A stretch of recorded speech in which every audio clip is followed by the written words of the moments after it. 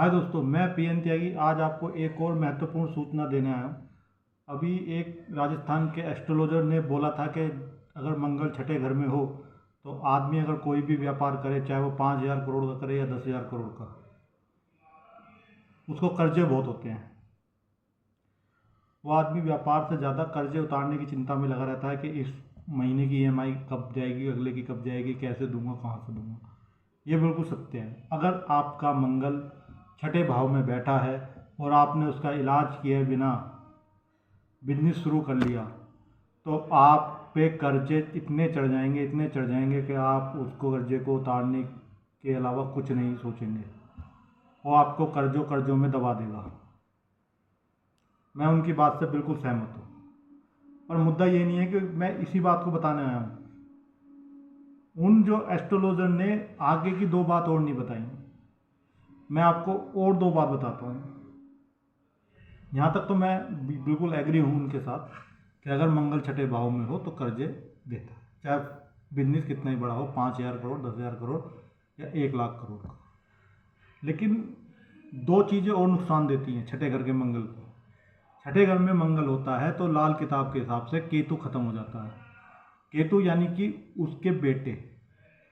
तो जिसका भी छठे घर में मंगल होगा उसके जो बेटे होंगे वो नालायक, नकारा, निकम्मा, आलसी, बेकार और जितनी बुराइयां हो सकती हैं वो सब उसके लड़कों में वो होंगी ही होंगी।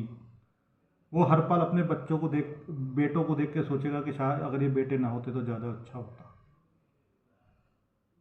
तो उसके बेटे बिल्कुल ख़त्म होते हैं, मतलब उनका होना उसके लिए कष्टदायक होता है। दूसरा, कहते हैं ऐसे में शुक्र भी खत्म हो जाता है जब मंगल छठे भाव में बैठा हो। तो जब शुक्र खत्म हो जाता है तो जो उसका पार्टनर है वो भी उसके लिए एक मुसीबत हो जाती है। उसका पार्टनर दुनिया के लिए बहुत अच्छा होगा, सारी दुनिया उसके पार्टनर की तारीफ करेगी कि कितना अच्छा है। लेकिन वो जैसे ही छठे घर वाले मंगल वाले के सामने उसका पार्टनर आएगा वो उसके साथ बदतमीजी करने लगेगा। वो अपने पार्टनर से दुखी रहेगा जिसका छठे घर में मंगल है, क्योंकि लाल किताब तो शुक्र को पार्टनर मानती है। लड़की के लिए लड़का, लड़के के लिए लड़की। तो जो पार्टनर होगा वो भी खराब होगा, वो उसके लिए सिर दर्द होगा। खराब से मतलब ये नहीं करेगा उसके कहीं मैरिटल अफेयर होंगे। वो जब भी छठे घर वाले मंगल वाले व्यक्ति के सामने उसका पार्टनर आएगा वो उससे लड़ेगा, झगड़ेगा, बदजुबानी करेगा, बदतमीजी से बोलेगा, उसकी कोई इज्जत नहीं करेगा वो।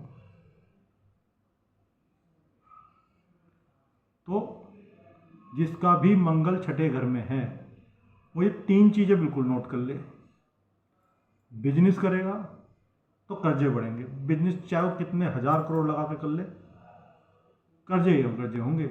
एक समय बाद उसको ईएमआई चुकाने की चिंता रहेगी। उसके जो लड़के होंगे, एक हो, दो हो, जितने हो, सारे नालायक, निकम्मे, नकारा होंगे। वो अपने लड़कों को देख के हमेशा कष्ट में रहेगा। उसका जो पार्टनर होगा वो उसके लिए सिरदर्द होगा। उसका पार्टनर उसकी इज्जत नहीं करेगा। तो मैं आप लोगों को ये बताना चाहता हूँ, अगर आप लोगों का मंगल छठे घर में है तो आप इन तीनों बातों को जांच लें। अगर आपके साथ भी ऐसा हो रहा है कि आपका बिजनेस में कर्जे बढ़ रहे हैं, आपके लड़के बेकार हैं, निकम्मे हैं, नालायक है, किसी लायक नहीं है, और आपका जो पार्टनर है वो भी आपके साथ बदतमीजी, बदजुबानी कर रहा है, तो आप अपने छठे घर के मंगल के उपाय जरूर कराएं। नहीं तो आप इनसे छुटकारा नहीं पाएंगे। ये छठे घर का मंगल इतना खराब होता है।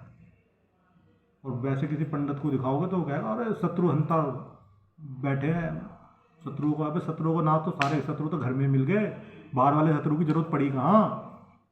उसके लड़के उसके सबसे बड़े दुश्मन, उसका पार्टनर उसका सबसे बड़ा दुश्मन, और जो व्यापार करा वो सबसे बड़ा दुश्मन, क्योंकि उसमें कर्जे बढ़ गए। तो अगर आपका छठे घर में मंगल है और इन तीनों बातें आपके साथ घटित हो रही हैं तो इसका उपाय जल्द से जल्द करें, नहीं तो आपका कोई समाधान नहीं होगा। धन्यवाद।